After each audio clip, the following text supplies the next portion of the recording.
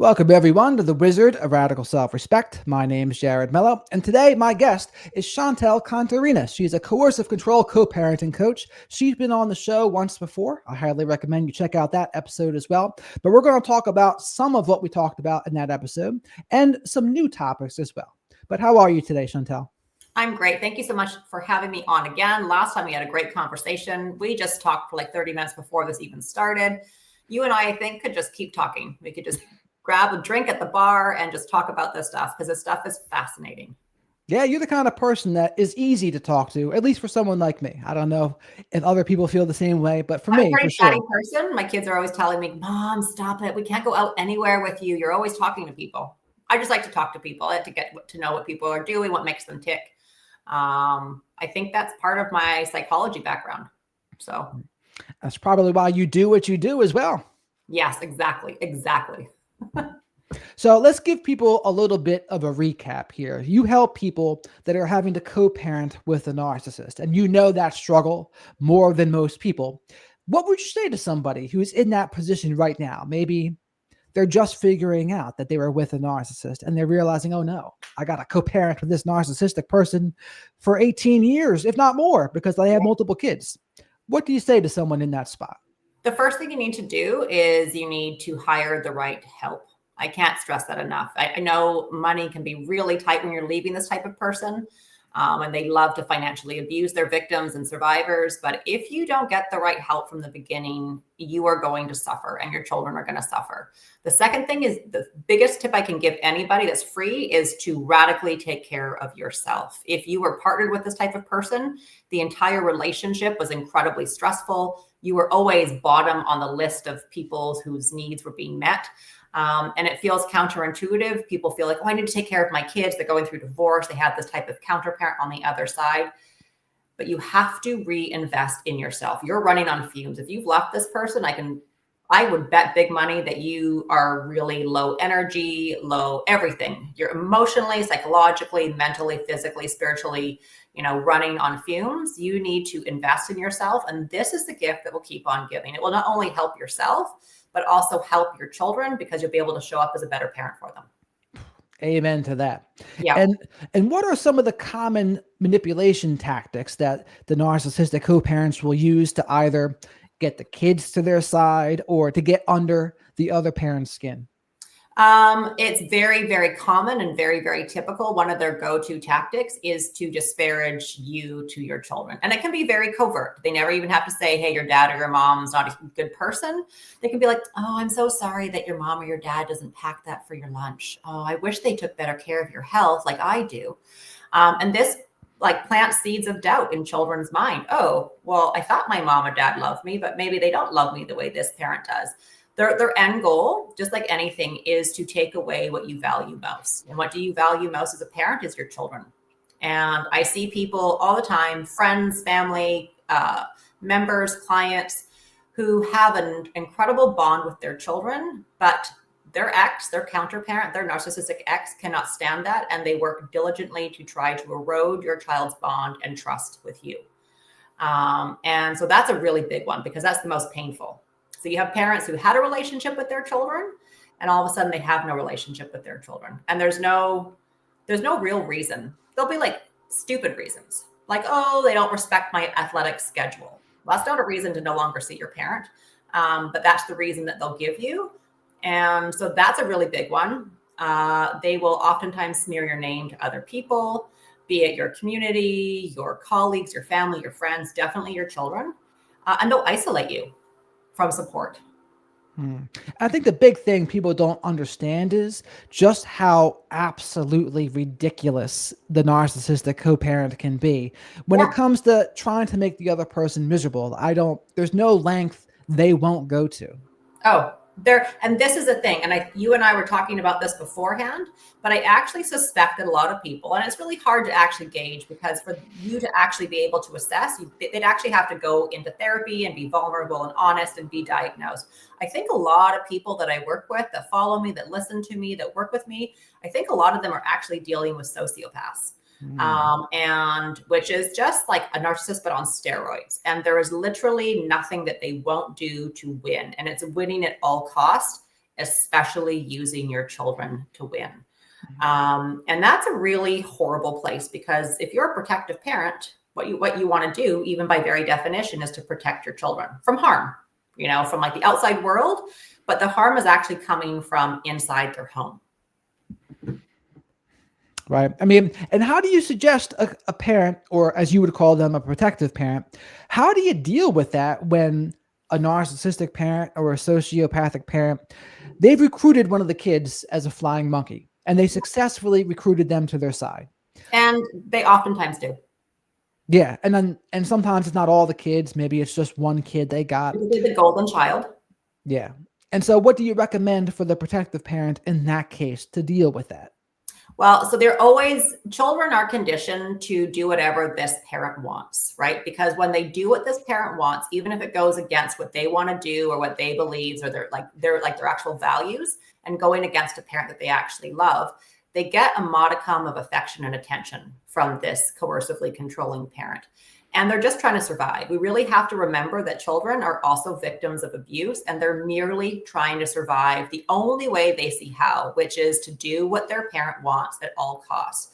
And so you'll oftentimes have children, and it's typically the golden child, who relays intel back and forth. So when they're in your home, whatever you do or say, whoever's there, whatever the other kids are saying or doing, like if the other kids are nice to you and showing you affection and love, they'll relay that intel back to their narcissistic parent. And they're not doing that to be mean. They're not doing that to be hurtful. They're doing that because when they do that, they actually get just a reprieve from the abuse.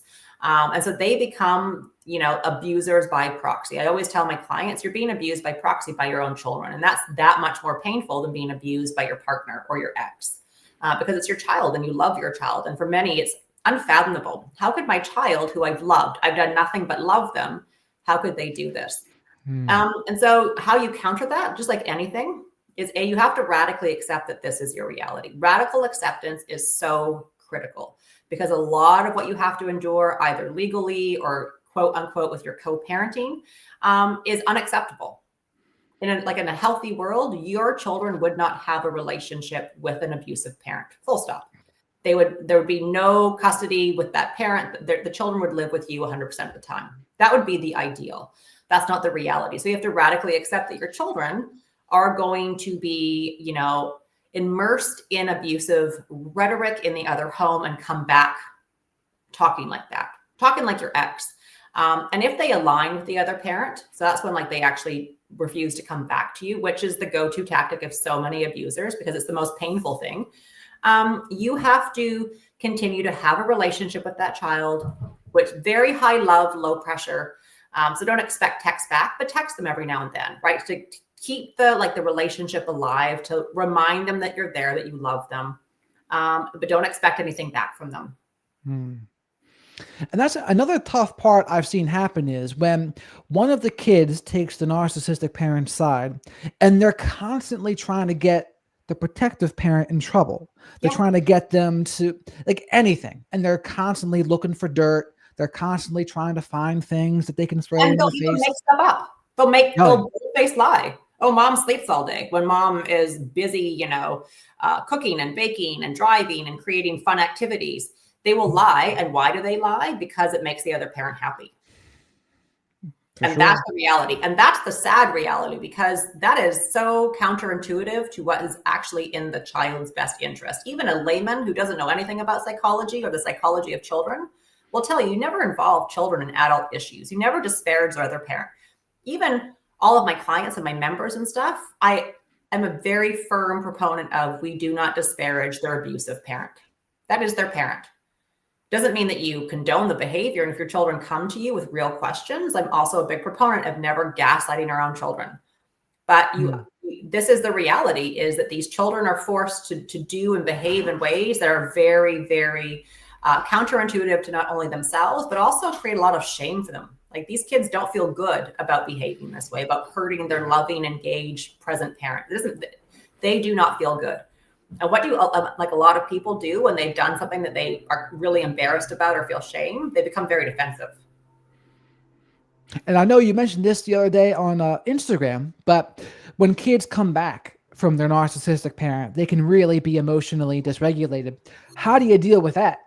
So I was talking about that today in my membership, but you have to create transition rituals with your children. So depending on your child's age, depending on your child, every child is different and every child comes back differently, right? So they're going to be in survival mode. That's going to look like fight, flight, freeze, or fawn. And so when your children are actually regulated, when you've managed to regulate them, you have a talk with them. I noticed that when you come back, this is how you behave. Here are some tools that are going, and you use the words, right? So you say, you're in survival mode right now. You're in fight mode. So some kids come back and they're lashing out and they're putting their siblings down and they're slamming doors and, they're really aggressive. So how can we give them the tools to be able to regulate themselves? And so what do we do when they come back? So for some families, everyone sits down on the couch and they turn on like a comedy show and they have popcorn and hot chocolate and they laugh, right? Because laughter is a bomb. Some families dance. Music is also very healing and therapeutic. Some families, they go for a run or they go to the park and the kids can just run it out. Some kids need to cocoon in their rooms for a little bit. So like they can have like a calm down corner on a beanbag chair with some, little toys that help them to soothe and like breathe and talk about emotions. You help your kids. So I had one client whose child was coming back just fighting with their brothers, fighting with their parent.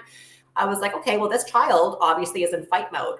And so with some digging, I was like, well, how about we install a boxing bag, like a punching bag in your garage. So your child comes home and they go straight to the garage. They turn on some crazy rap music, loud as they want, and they just fight, like literally fight it out, get it out of their system. And it worked. I love that. So that's how you help your children. You have to remember what we're doing is giving our kids tools in their own toolbox so that they can use these tools no matter where they are, especially when they're with their other parent.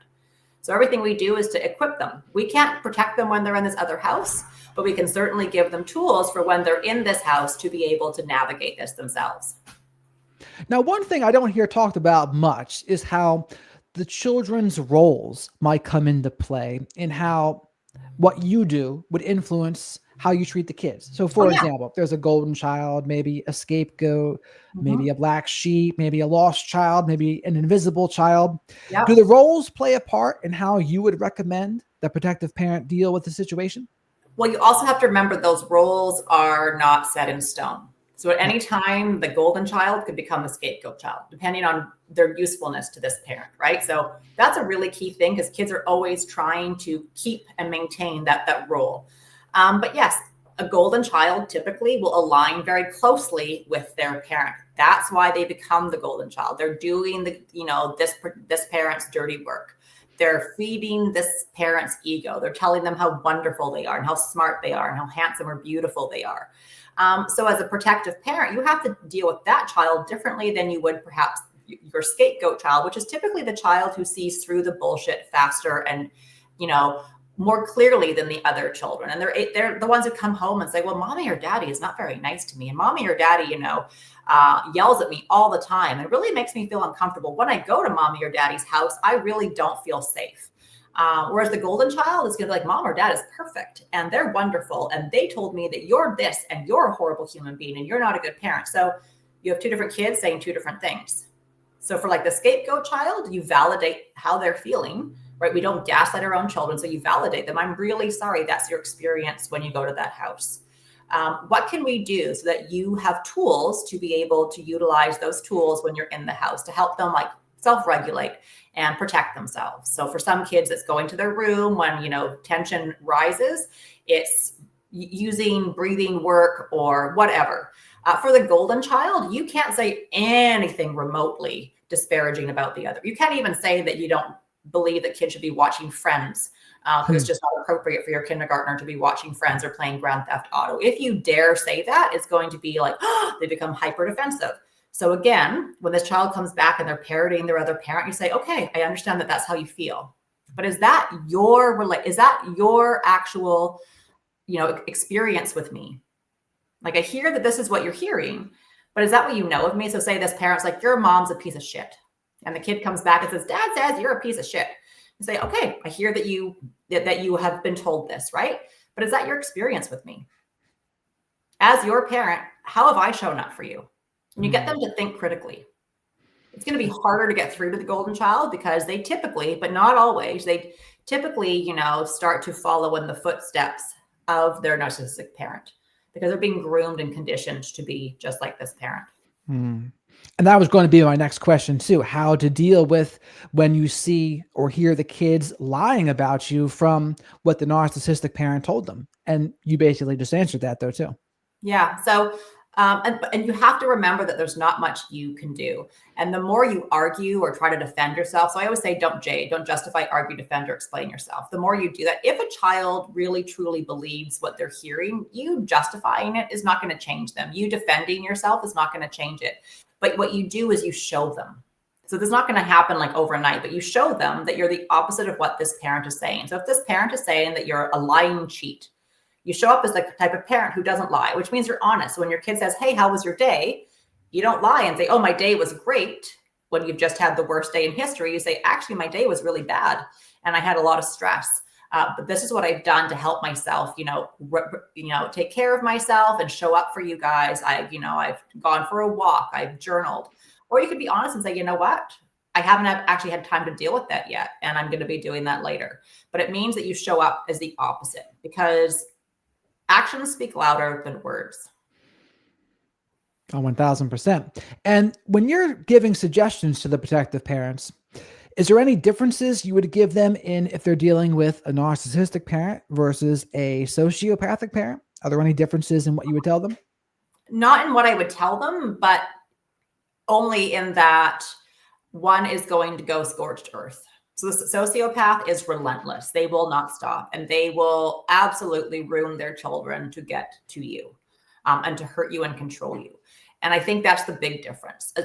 Narcissists are not good people, don't get me wrong, but sociopaths are narcissists on steroids. So they have zero empathy for anybody. They don't care about how their actions affect anybody. And so if you're dealing, and most people don't even know what they're dealing with because, again, you're not dealing with somebody who's actually been diagnosed. Just assume they're this way, assume the worst and prepare for the worst, but then live your best life. And anticipation is key. So if you can anticipate what they might do, then you can mitigate it. And if you can't mitigate it, then you litigate it. Having said that, I never want people to live in fear of what they might do. Honestly, then they're living rent-free in your head. So you might as well just be with them again, truthfully. And just be aware of what they might do, but then really try to create a life that you love that falls outside of their chaos. Okay, I see. And are there any times that you actually advocate for them trying to get full custody? Like, is that a situation that comes up a lot where you realize, wow, like this other parent is just completely out of control? Ideally, every protective parent who actually has an abuser on the other end, and I'm not just talking about somebody who name calls or yells or screams or punches. I'm talking about the coverts too. They oftentimes cause far more damage to children because children don't understand what's happening. They're being manipulated so quietly and so subvertly that they have no idea what's actually happening. Ideally, there'd be zero contact. I really think any kind of contact is so detrimental for developing children. Children don't stop loving their parent who abuses them. They stop loving themselves. And that's the reality. Unfortunately, the worldwide family court system does not recognize abuse the way that it should. There's so many reasons why people assume this. It could be that judges and lawyers are this personality as well. And it's like an old man's club where they support one another.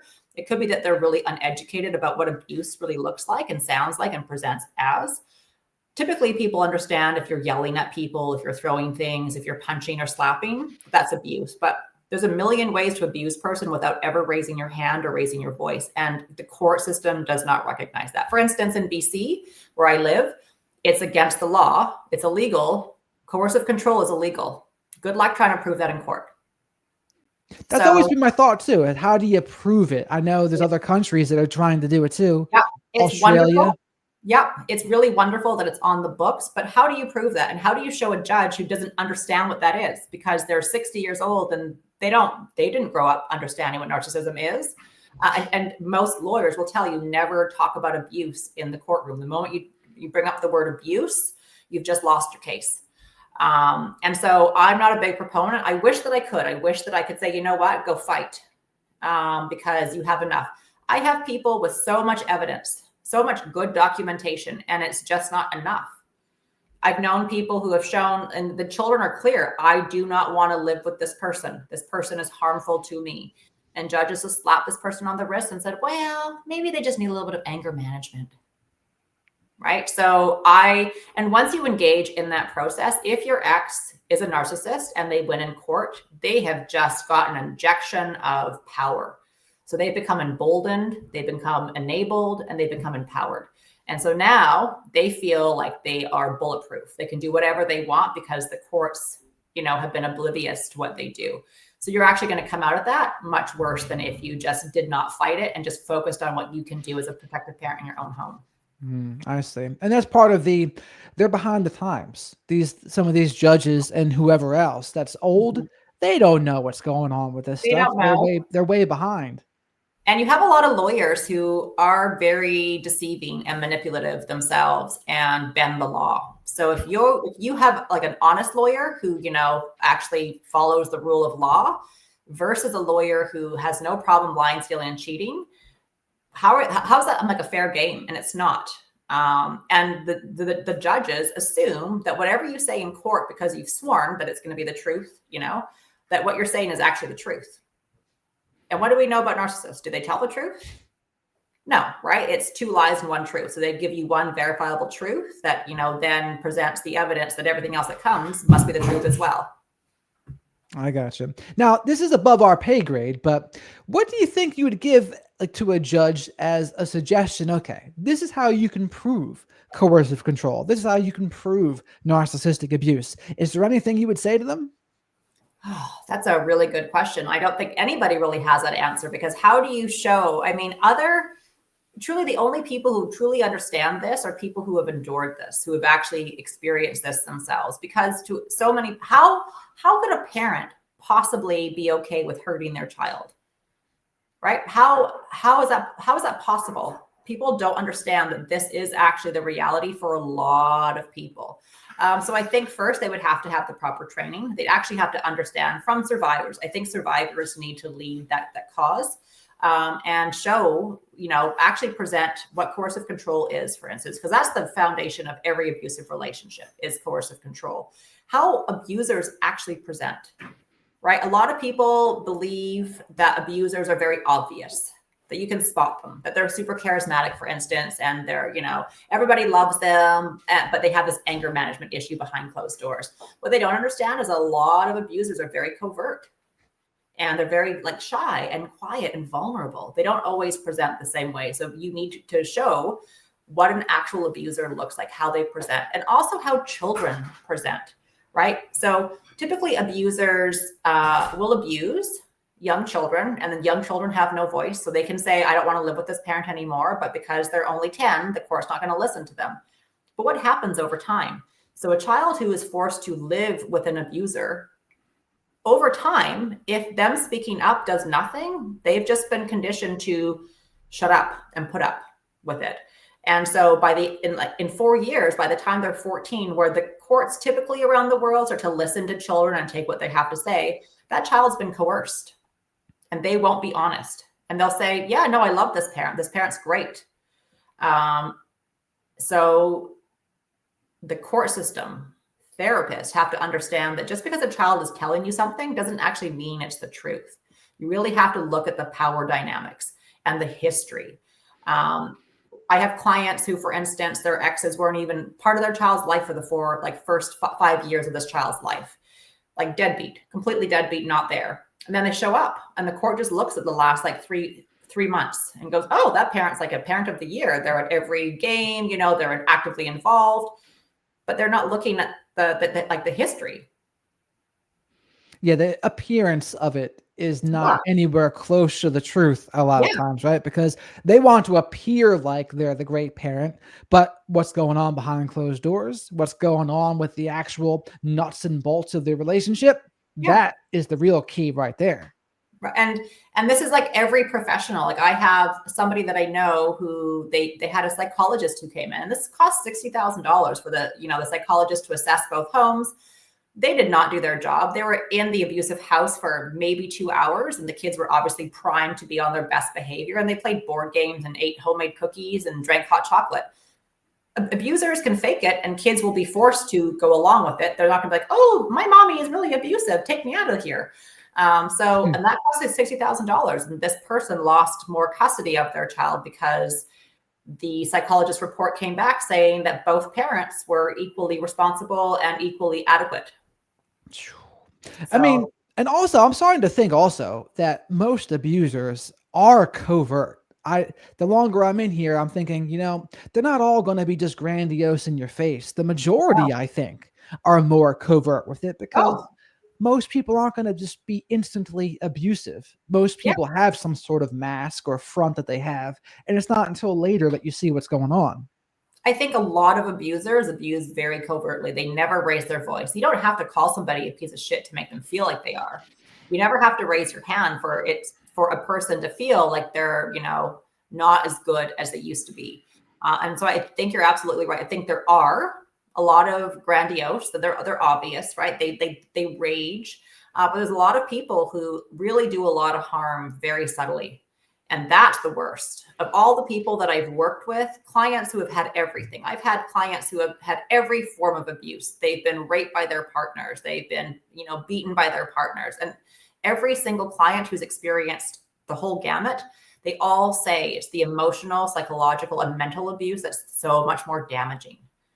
You can see that bruises are there. And I'm not trying to diminish those forms of abuse either. They're horrific.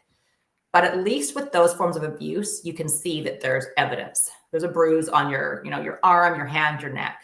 When it's emotional abuse and mental abuse and psychological abuse, there are no bruises. There's no scars. And you really start to doubt yourself as a human, your opinions, your beliefs, your memory. Right. And this is another thing I've been thinking about recently in terms of trying to figure out if a therapist or a lawyer or a social worker or anyone involved in the divorce or co-parenting process, how do you figure out if that person understands narcissism? They understand coercive control. Do you have any questions or pointers for them to try to figure it out? Because you want to get to a therapist that understands. You'd want a lawyer that understands. So is there any questions that you would have for them? Well, first off, when you're hiring a lawyer, you have to ask pointed questions and you have to, present, this is what I'm dealing with. You don't ever have to say this in court, but what is your understanding of narcissism? What's your understanding of coercive control and how it affects children? Because at the end of the day, you're going to court to protect your children from this, right? You look at their history. Have you gone up against this type of personality in court? And if you have, what has been your success rate? Right? That's really the first question.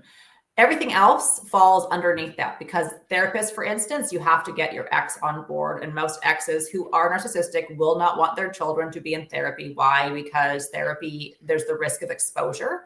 And if they do accept it, like a therapist, be very prepared for them to weaponize a therapist against you. So good people, I think a lot of these therapists are just uneducated and these abusers present very well.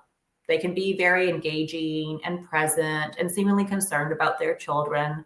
And therapists who aren't also trained in this can be turned and can be weaponized. I've seen this firsthand, what that looks like. And it's brutal because it's another layer of betrayal for this protective parent. They have an expert who's supposed to be helping their child, and now they're actually becoming like a flying monkey for their ex. And that's why it's so important to make sure that you're going to see someone that understands. And I think what I would ask them is I would say, hey, if they're allowed to answer, I would ask them, hey, have you ever been in an abusive relationship or had any kind of abusive family member? And if they don't feel comfortable answering that, then I think the next thing I would say is, well, what are your suggestions if you know someone's a narcissist? And if they try to say something like, well, you need to empathize with them more and you need to try to put yourself in their shoes, then you'd say, no, this is not the person that understands, right? But if they say to you, no, you should be going no contact or least amount of contact necessary if you have to co-parent with them, that would be a good sign that, okay, they know what's going on here. Absolutely. And I think to further that as well, what is your understanding of how children who are experiencing coercive control and how they present? Like, how do you help a child grapple with that and really get to see what their answers are? Truthfully, if you can't find a trauma-informed therapist who understands coercive control, I would suggest that you don't even hire a therapist. because the damage that can be done, again, by a person who has a bit more, they're an unbiased, right? They're supposed to be unbiased. So they're an unbiased third-party entity who now has been turned against you, causes so much more damage for your children and also for yourself. So if you can't find one that's trauma-informed and understands coercive of control, you have to learn to become your child's own therapist, which is a role that you shouldn't have to do, just like we shouldn't have to teach our children all this stuff and become their own educators. But here we are. This is the reality. You have to radically accept that is one more hat that you're going to have to wear, which is why you have to be, you yourself have to do the work. You have to hire the right people to educate and empower yourself so you can show up as confident with your children and really then educate and empower your own children. If you are struggling, if you are triggered, if you are breaking down, if you're burnt out, you certainly cannot meet your children where they need to be met. And that's the reality. Right. And I would say no therapist is better than a bad therapist by a lot. Yeah, 100%. It feels counterintuitive. I used to think that everybody should be like in therapy, but I've seen so many cases where therapists have been weaponized that I no longer believe that. I just think you're better off having no therapist and using the school counselor, or there are so many alternatives that you just have to be creative. And it's really hard to be creative and think outside of the box when you're in survival mode. Again, it goes back to you taking care of yourself. And what that looks like is hiring the right people, hire a therapist, have a coach who can help you, listen to podcasts, read books, do whatever works for your energy level and also your financial, level. But do ensure that you're actually taking action. The worst thing, the thing that I see a lot of, it's not going to happen to me, or I'll do it next week or next year. You have to be proactive. This stuff can change on a dime so quickly, and parents are blindsided because they didn't see it coming. I mean, what are some of the mistakes that you see these therapists make that maybe take the narcissist side or do something else? But what do you see? What do I see the therapist doing? Yeah. Taking the narcissist side and, disparaging the other parent and not believing the other parent and, giving the child wrong advice based on their misconstrued understanding of the dynamics within this house. Because again, you have to remember a lot of survivors come across as emotional. And why are they emotional? Because they're continuously abused by their exes and their children are continuously abused. And they get no reprieve. I always say it's like you're treading water and your head keeps getting pushed under the water, and you come back up and you're grasping for air, and then your ex comes around and pushes you back under. And so you show up as emotional, as reactive, as triggered. Whereas your ex, they feed off of this. So they waltz into therapy and they're like, the most calm and present and engaged person. And it's just traumatic, even if it does no harm for your child, to not be believed by a therapist when it's so obvious to you that your ex is abusive does a lot of mental damage to people. And then to have the therapist question you and your parenting. And they'll take one thing, right? Like your ex will take one thing that you've done wrong in all of your parenting. They've done a million things and you had this one lapse in judgment because you were, sleep deprived and exhausted and they were sending you texts and you yelled at your kids. And they'll take that out of context and they'll present that as fact. And, and then you yourself feel like a horrible human being and a horrible parent. Right. And that's got to be super crazy making and invalidating for the therapist to even be doing that. And I think it's important for the therapist to truly see the dynamic. And what I would say to them is, hey, take a step back. Often the coercive controller, the abuser, they're going to seem like they're more in control of the dynamic. A lot of times they're going to be the one that seems more powerful. They're going to be the one that seems like they got their hands on things, but there are a couple exceptions even to that. One would be, I bet you there's cases where a covert narcissist type, they might seem a little more subdued and more calm, and the other person might seem more in control in that dynamic. And the other exception is addiction. So someone, when they're under the influence, that's when they're ranting and raving and out of control. But in a session, in a couples counseling session, they might not appear that way because they're not under the influence at that moment. But when that mask comes off later, when they're drunk or whatever. Yeah, absolutely. And this is the thing.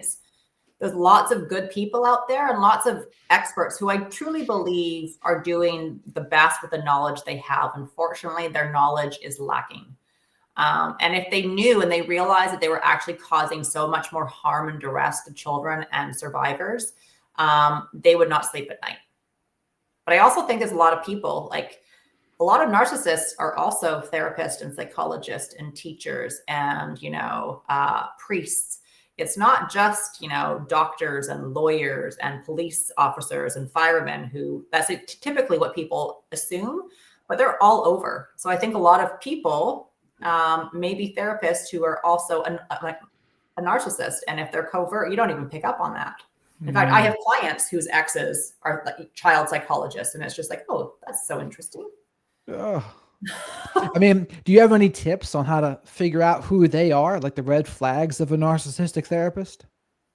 I don't even think there are any red flags, right? Because unless you actually know this person intimately, narcissists can be very, very convincing unless you start to like ask real questions. But most people don't have like 10 hours to divest with this person, to, investigate, to ask this person questions.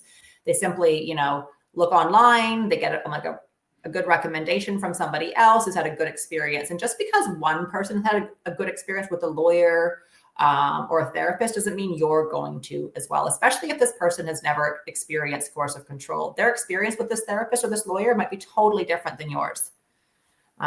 So I don't think there is. Again, if you can't be sure that this person understands that, so you actually have a friend who has a coercively controlling, ex, and they've used this therapist and this therapist has been very helpful for them. If you don't have that kind of recommendation, I wouldn't touch them with a 10-foot pole. As a smart recommendation there, that just because someone had a good experience with a lawyer or a therapist doesn't mean you will. Yeah. Because you never know who's writing that review anyway. It could be Yeah. the narcissistic person themselves writing some sort Absolutely. of review, and that would not be a good review to take to heart. Yeah, no, exactly. So everything, you have to be very intentional in what you do and how you proceed. Hopefully you have prepared before you've even left. That's the ideal situation. And I just got a text today before I started from a client that I've been working with to help them leave. And it took a long time, and there's no judgment in that, because it's very hard for victims to leave their abusers. And they've left, they've separated, their children were turned against them, the children have come back. And this person sent me a text today saying that they're thriving.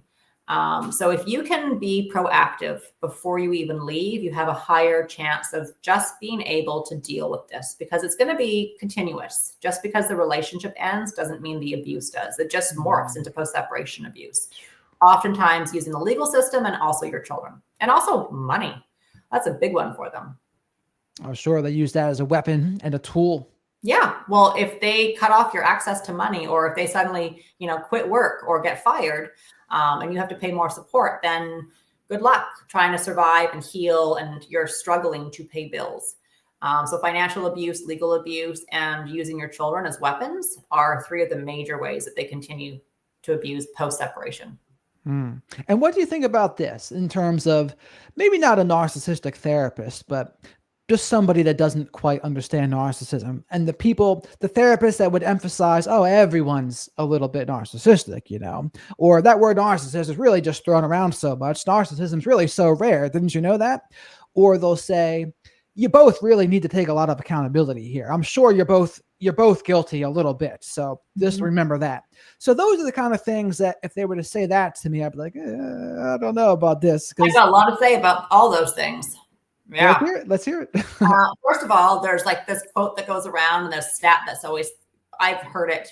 Narcissism is talked about too much. Everyone's a narcissist. Every person's ex is a narcissist. Yeah, that's not the truth. The fact of the matter is, it's 5% has been diagnosed. So 5% of the population has been diagnosed. You know how hard it is for a narcissist to actually be properly diagnosed? It's nearly impossible. So yeah, it might be 5% of the population is diagnosed with this personality disorder. What that actually is telling me is that there are a lot more people who are actually narcissistic and sociopathic who are out there, who have never gone to therapy, have never been honest. So you can get them to therapy. They might do that to reel you back in, or pretend that they're so woke and look at me. I'm a man or a woman who, is so into like my self-care and growth and, self-awareness. I'm in therapy. Anybody can go to therapy. Are you being honest in therapy though? Are you actually talking about like your issues, your patterns of behavior, the fact that people keep dropping like flies around you and everyone around you is in therapy dealing with you? Probably very unlikely. So I think a lot more people are actually narcissistic. I think, yes, a lot of people are talking about narcissism now, just like anything. 5 years ago, it was like crickets. Nobody really talked about this topic. It was pretty new. And more people are connecting the dots. And yet some people use that word, yeah, my ex is a narcissist, just like people say, oh, my OCD, and they don't really have OCD. It's typically associated with like a jerk or an asshole.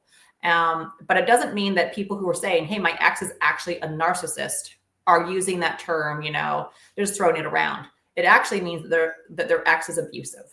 It's a label that helps a lot of survivors make sense of what they experience. It's not because they're trying to label them. They're trying to make sense of something that's so nonsensical and so confusing. And if you've been partnered with the type of person, you know that your relationship was so very chaotic and so very confusing and so very hard to make sense of. So when you actually have a definition and you have labels and you have terms that actually apply, like triangulation, smear campaign, DARVO, projection, deflection, all those type of stuff, you're like, oh, that's what I experienced. I'm actually not crazy. And it feels liberating. And then once you actually, if you've been in this relationship, you have been silenced. You've not been able to use your voice. To finally be able to talk about it feels very cathartic and also therapeutic. So people will talk about it a lot. And so I think that a lot of more people are talking about what they've experienced. Prior to this, people just put up with it and didn't know. And they died with the same partner because divorce was not really acceptable. And if you did divorce, you certainly didn't know that they were abusive, especially if they didn't hit you. So yeah, I have a lot to say about this kind of stuff because there is this pushback from people who are either themselves narcissists and don't want people to talk about it, or they, just think it's thrown around too much. My problem with this, the emphasis of it, like they emphasize those aspects as opposed to emphasizing, let's just figure out this situation here. Because I don't want to make presumptions about, oh, everyone's narcissistic. You both need to have some responsibility and accountability. And technically they're true things, but just the emphasis on those things, I think, would be the problem to me. It's like, no, explore the dynamic here. Figure out what's going on in front of you before you say things like that. Yeah, and it's also the wrong thing to say to a survivor. To say that you're responsible for what happened to you, that you have some ownership to take. Maybe at some point they might say, you know what, I need to work on my boundaries and I need to work on, being like more discerning. But for anybody who's been through this relationship, be it you child or an adult, you did nothing to deserve this. There's nothing that you did or didn't do that warranted the treatment that you experienced. You are not responsible for that. A con artist chose to con you. That's the reality. Narcissists are con people. They're con men and they're con women, and they have learned and mastered the art of the con from a young age oftentimes. And every relationship, be it platonic or romantic, they've learned how to manipulate a little bit better. So by the time they get to you, they're probably experts at manipulation, and they just sell you on whatever it is. And most honest people believe that people are honest. Why would you go out in life believing that people are dishonest, right? Just like most liars believe that everyone lies. And cheaters believe that everyone's cheating. So if you're honest, you just believe that this person was telling you was the truth. Why wouldn't you? Why would you go out in life and be duplicitous about what you actually want in a relationship? So many people, their only fault, and I use that word very loosely here because they're actually not at fault, is that they believe somebody. That's it.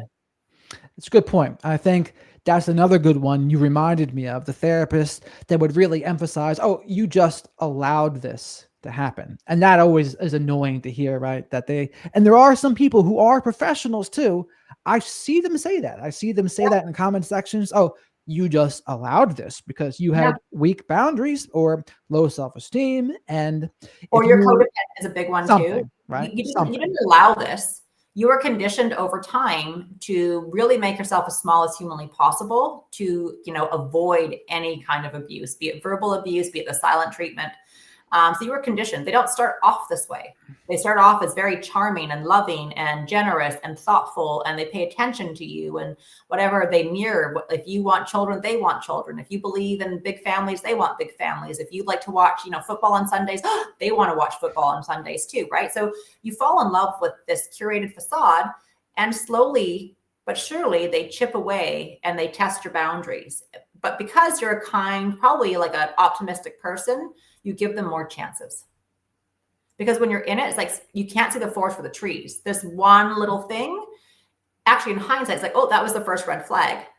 but the red flag was, buffered with a lot of good, and then buffered with a lot of good on this side. And then I'm like another red flag. So if you don't actually pay attention, which most people don't, who has the time to actually sit back and go, oh, that was a good time. And then there was a red flag. And then there was a good time. How do you see the red flags until they become a forest? That's a great point. I think, and the last thing I want to talk to you about here is when a kid is maybe being abused by narcissistic or sociopathic parents or a parent, what is one of the clues that is happening? What are the signs to look for in a kid that they're being mistreated, but maybe they're not talking about it, and maybe they're being quiet about it for whatever reason? But are there any clues to look for? Every child is different. So there's some children who academically, they just plummet. Other kids are pushed to extremes and they're academically off the charts. They're like the A plus, 100% plus the bonus point. So you can't really look at that. Some people are like, oh, this child's really struggling in school, maybe something going on at home. But depending on like the children, on their role in the family too, it's really hard to pinpoint who is being abused. What you want to actually look for is the pattern. So a lot of younger children who have just started out with this parent will be a little bit more vocal about their unease and how they don't feel so safe or how mom or dad isn't so nice. But look at how they are over time. So children, no child wants to hear bad stuff about their parent. Most healthy children who have a healthy attachment with their parent don't want somebody else to say, oh, your mom's really like not a good person. They get defensive. But these kids become hyper defensive about their parents, and everything is perfect. That parent can't do any wrong. And I think that's a really big clue.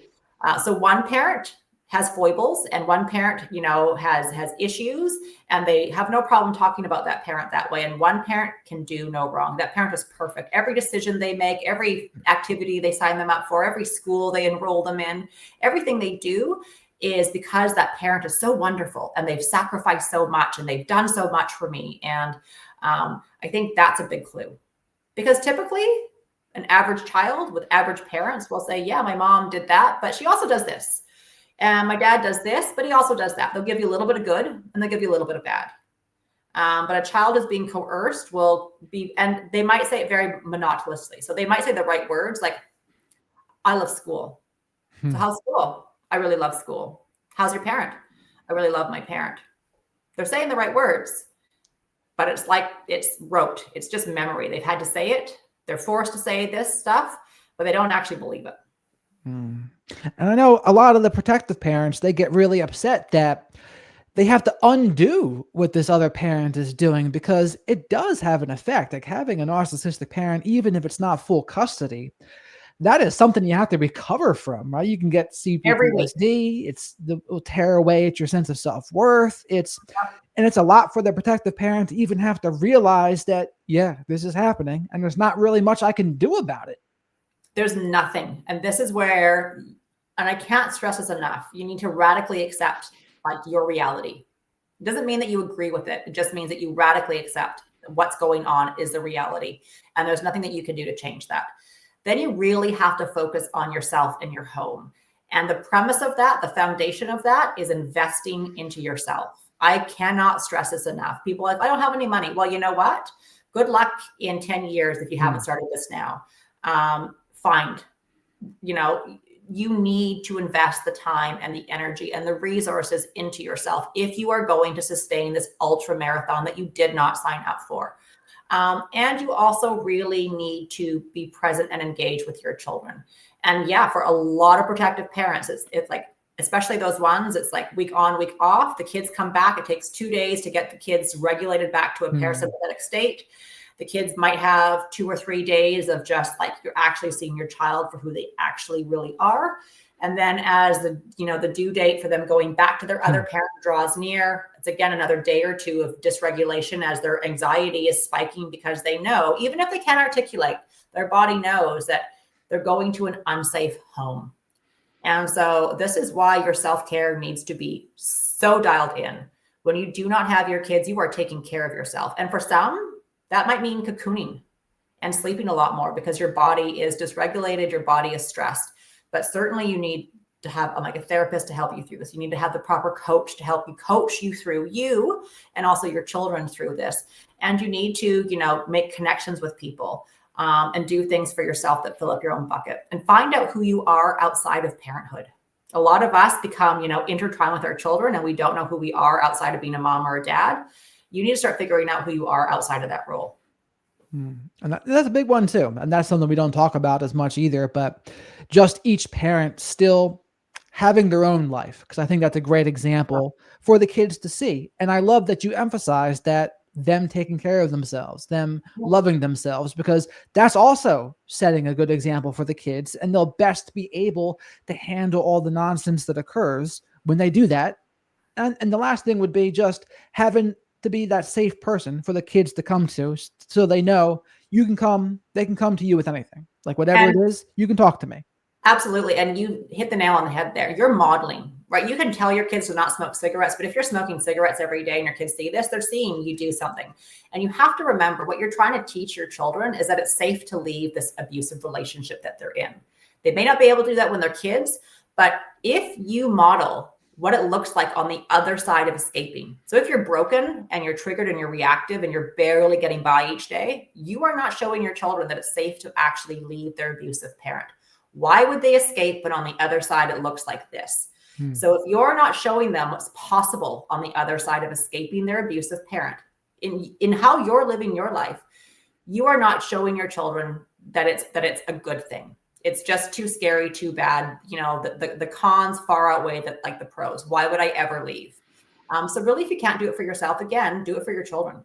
But you should be doing it for yourself. Wow, Everything 1,000%. So if you're healing and you're growing and you're thriving, you're going to be more playful, more responsive to your children, more able to meet them where they need to be met on any given day. And we're not saying that's easy, but it's certainly something to be striving for. And that's one of the things that your community is for. And did you want to share a little bit about that, what your community is all about and what you do there? Oh, I love. So I work privately with clients, and I also have a membership group, and I have it every Friday morning, and we just had it today. And they're some of the most amazing humans. They're all protective parents. We have moms, dads, and step parents who are there. And what unites them is that they're dealing with a coercive controller, a narcissist on the other end. And they're just trying to carve out a peaceful existence that has happiness in it for themselves and for their children. And so it's actually like an honor and a privilege to be able to have these people who've trusted me. A lot of people are promised things and that's not delivered. But for people inside, they've said it's been life-changing. So we meet and I coach. It's just a lot of group coaching. There's community, so they get to actually connect with other protective parents without having to explain and justify. People are like, oh, I totally get it. You don't have to, go into why you answered the way that you did. I understand that your ex is this way. So it's a lot of validation and support and education. Right. And in that group, you and everyone else there, they understand, like you said. And that's a big thing. That's one of the biggest things I tell people. You want to find someone, I would want to find someone that's been through it. If I want help in an area, you want someone who's been through it. Yeah. And people are connecting outside of the actual group. So they're forming friendships, which is exactly when I envisioned this a couple of years ago. This was what I wanted, a small group of protective parents who, cheered for each other and rallied when, somebody had a loss in court. They come around, what can we do? Can we show up for you virtually, And I love that. So, yeah. And where can people find that? Well, you can find it on my website. You can find it on my Instagram or my social media. It's called the Coercive Control Co-Parenting Collective. We call it the Collective for short. Okay. We'll put that in the description too, if you send me a link about that. Awesome. Yeah. And anything else you wanted to share here before we wrap this up? I want people to understand that there's a lot of hope. I know that a lot of people feel hopeless and helpless and powerless, but you are not hopeless, you are not helpless, and you are not powerless. But you really have to focus on yourself first. And your life will change if you do that. I 100% agree with that. Chantal, thank you so much for coming on the show today. You've shared a lot of pearls of wisdom that I know the audience is going to appreciate. Thank you so much for having me again. It feels like we're just talking over a beer or a glass of wine. Perfect. That's what I aim for. Yeah. And every conversation, I could still talk, just like I'm sure you could as well. We started again with 20 minutes prior to this, even hitting record. So thank you for making it so comfortable. My pleasure. Again, thanks for coming on. I appreciate it. Thanks so much, Jared. All